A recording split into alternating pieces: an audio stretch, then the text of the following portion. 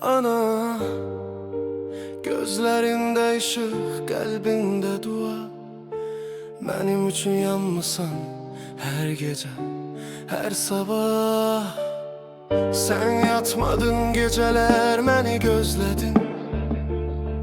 Kapı açılana kadar dua eledin. Yağış yağırdı, külək esirdi, ama sen pencerede yolumu gözleyirdin. Ben büyüdüm, tez uşaqlığı itirdim. Bazen sözlerimle seni incittim, ama içimde her zaman bir ses var idi. En büyük sevgim, en büyük dayağım anam idi.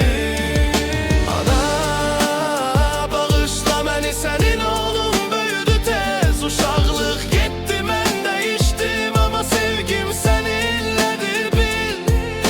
Ana, bütün yollarımda dua senin nefesindir. Senin gözyaşların benim güzgümdür, ürəyimdedir.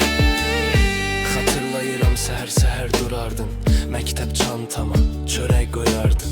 Özün ac qalardın, amma doyuz durardın. Qorxma deyərdin, mən varam, sən arxayın ol balam. Mən isə çox vaxt anlamadım səni, üsyan etdim, qırdım ürəyini.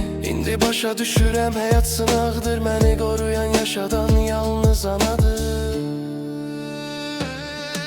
Ana,